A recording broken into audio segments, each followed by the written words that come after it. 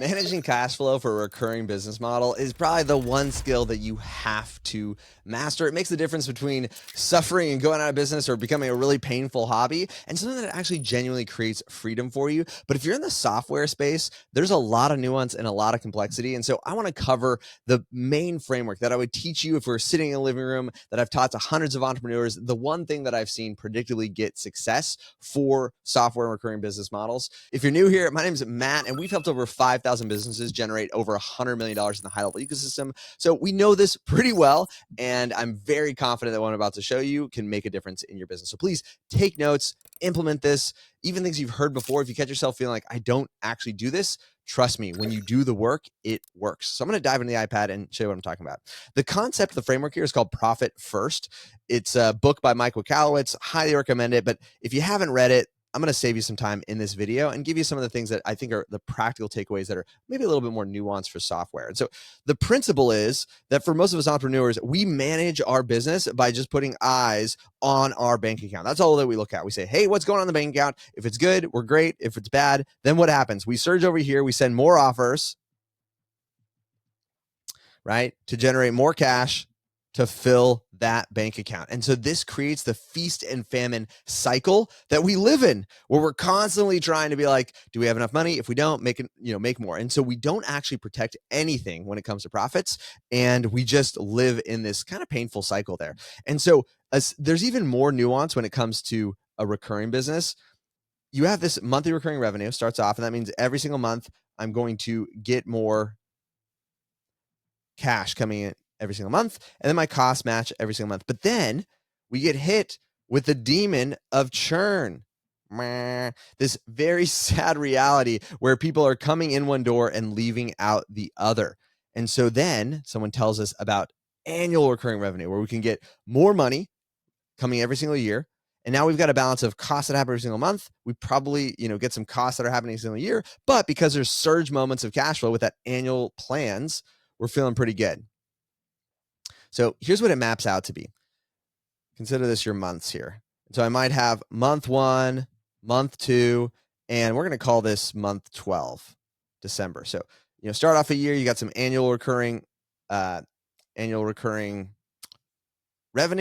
You got some monthly recurring revenue. Oh, this is our month 1 as well. You have some monthly recurring costs, and you have some annual recurring costs. A mix of both of those. Hopefully, you've got some gap here, which is our profit. Now, the problem comes in, let's say, month 12 in December, where you get a huge chunk, right? There's a surge in annual plans. And so then in January, month 1 again, I now have much less monthly recurring revenue. I might have a little bit of annual recurring revenue, but my costs, right? My costs over here generate a loss in January. So December, I had a surplus. I had a huge chunk of profit there, a ton of annual plans. And January, I'm in this trap where now I actually have more monthly costs than I did in that month because I have to service, right, the sales that I had coming in December. Now, this is definitely more likely to happen when you have higher monthly recurring costs. The brilliant thing about HighLevel is there's very low marginal cost there. So you're a little bit more equipped to create profit there. But let's talk about the concept of profit first. The idea of profit first is if you could run your business, you come every single month or whatever it is, and you're like, if you could run on 100%, right? Chances are you could survive totally fine on 99%. And so what you do is when $100 come in, right? I got 100 of these. You send one of them into a totally different bank account. That's the idea. Is you don't wait to see what profit you're going to have. You decide at the beginning what profit you're going to have, and then you force yourself to live within those means. So if you get $100, the bank account that you're looking at right over here, right, the one that we just naturally look at as entrepreneurs, it's going to show you have 99 bucks. So what's going to happen is you're going to find a way to keep your costs below this $99 mark. that's what will happen. Your costs will stay below the $99 mark. Meanwhile, over here, your profit bank,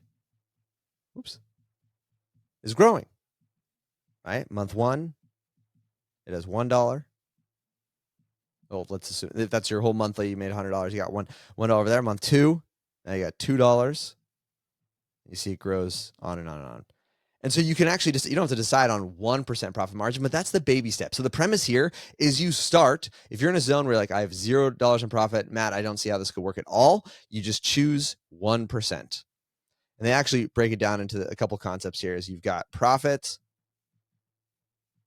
you've got owner's comp, and you've got taxes. So really does a great job of understanding, like, as an owner, you should be paid. There's a lot of volunteer owners. So you are a key, like, you're a key role. You're typically like a key employee. And can you imagine having a key employee that you didn't like ensure that they were getting paid? And so that's a big miss here. So this is the profit, is like, you have to ensure value in the business. Then you have to ensure that your key employees, those folks that have key roles, don't leave. And then in terms of the taxes here, this is kind of like a insulated separate bucket there. It's like, you keep you out of jail. Just stay out of jail. And then also, I guess the X factor there is you insulate yourself from those surprises. Like, this is the formula that creates a ton of peace and longevity for businesses, because the business maintains value. The key role, you as an owner, are getting some sort of connected experience to the business going on. And you just simplify this process so that when the big tax bill comes around, it's already accounted for, right? And this all goes independently into a different bank, out of sight, out of mind, and you don't have to worry about it. And then they got a cycle there for how you distribute it. And so this is just an absolute game changer. So, step one here is we want to we just decide, what are those numbers? If you want like the baby steps, you choose 1, 1, 1. So you're totally having 3% that gets taken out every time money comes in. Now, I should say every time money comes in. It's twice a month, 2 times per month. And I believe we run on like the 9th and 25th is typically the cycle that will run there. We pick 2 days, roughly 2 weeks apart. They're going to happen every single month on that date. So this happens per that. And you're going to look back and say, what happened? So for here, I'm going to look back, what happened from the 26th to the 8th or whatever it might be. And then in this case, 3% gets sent out. And in this, it's going to be what happened from the 9th to the 25th. Make sure your numbers go there, calculate your 3%, and that goes out. And so when you're budgeting, you're not thinking of this money as something you have to work with. This is set aside, out of sight, out of mind. The other thing that's super helpful when you're calculating, so one, when you do this, it doesn't, how should I say this? It doesn't matter that you have annual and monthly costs and annual and monthly expenses here, because the point of it is you decided before anything began, this is what profit is going to be, right? Now, it's important then, as you start to grow in terms of the complexity there, that you implement a large margin. So what should happen is your profit first bank is going to have a fixed percent. In this case, let's say it's got 3%. There should be, if you're doing this well, and especially as you start to get onto it, or you have those annual plans, what will happen is that money stays in the first bank. So you might actually be operating at a 25% margin. So what will happen initially is 3% are going over here. And so then you're left with 22% in the original bank. And this is where you got another set of mental gymnastics to handle. Now, sometimes this is nuance, right? This is the nuance piece of it. Profit first, this is the basis of it, is you decide what your profit's going to be. You have 3 buckets for profit, owner's comp, and tax. You send them to literally a different bank twice a month. and you find a way to be scrappy and do the same thing you're doing on a lesser percentage. So now it's 97% or 90% or 80%, whatever it is as the byproduct way you decide.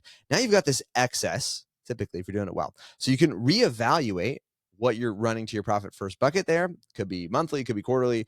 But the other helpful thing is to use the same practice for annual plans, right? Annual plans are what kind of bite you in the butt, or can, because of the scenario that we outlined previously. And so now when an annual plan comes in, what we'll do is take 1/12 of whatever that is.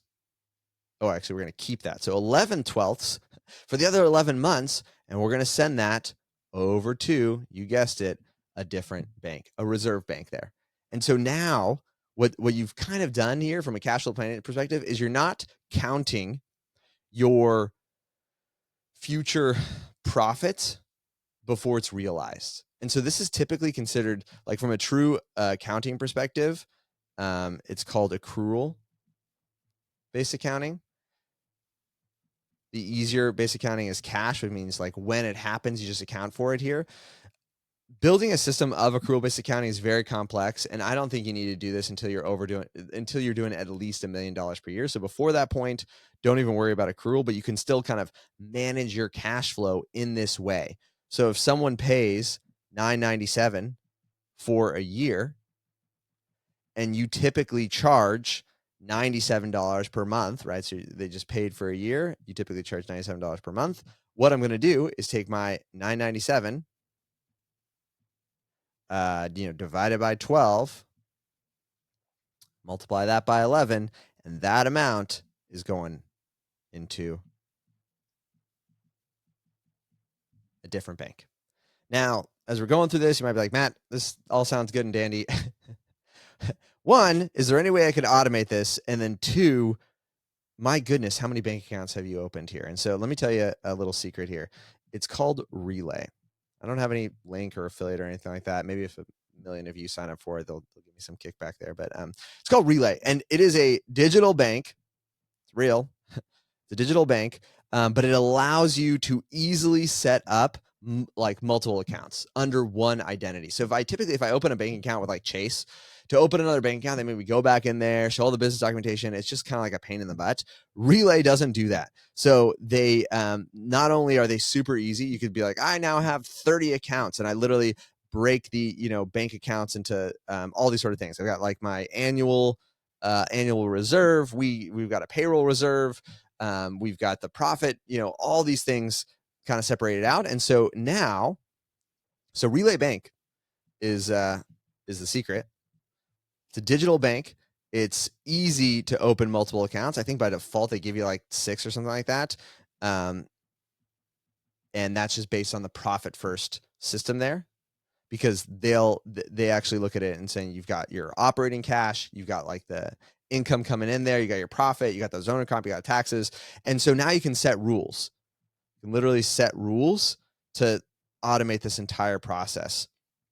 And so it doesn't have to happen the 9th and the 25th, although you can set that rule to transfer that period there. But you can say literally $1 comes in and a percentage of the dollar gets allocated and divided across these multiple different banks. So Relay Bank, literally just a bank. It's a system that already has these built-in tools to make this easy to implement, where you can set rules and let these automations run.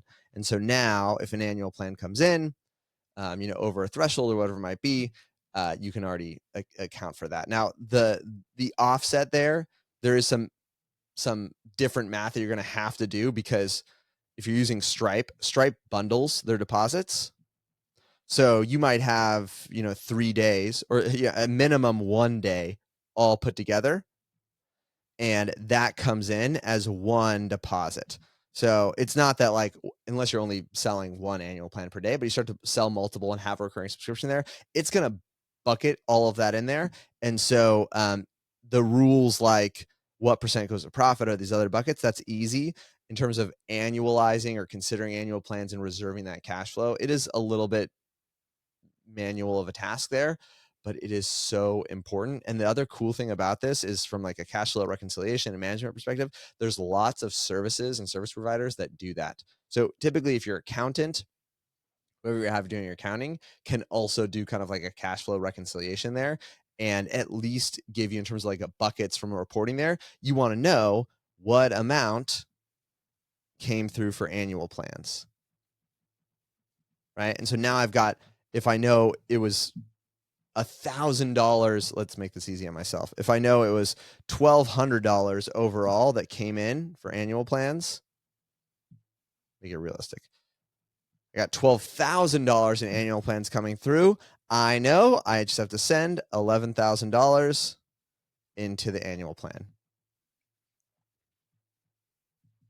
And then what happens is almost like a dividend, because then monthly you've got 1/12 of that annual plan bucket gets deposited back into operating, and then your 3% or whatever your profit first gets taken back out, sent into profit first. So, not to be confused, the idea of profit first is deciding on your profit before you get into it. I recognize there are costs that happen before profits. For instance, Stripe fees happen before profits.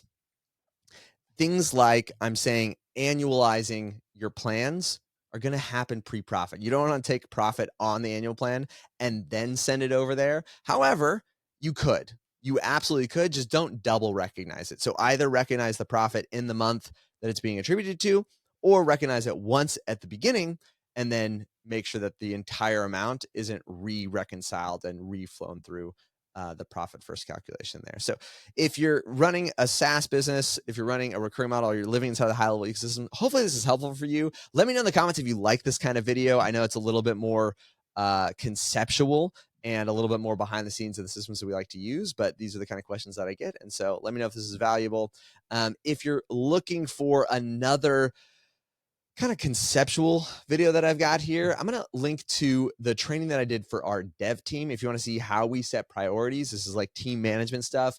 But if this is a zone that you're in, you're geeking out on it, you're trying to be the best operator, CEO inside of your SaaS business, I think you're going to like this other one here.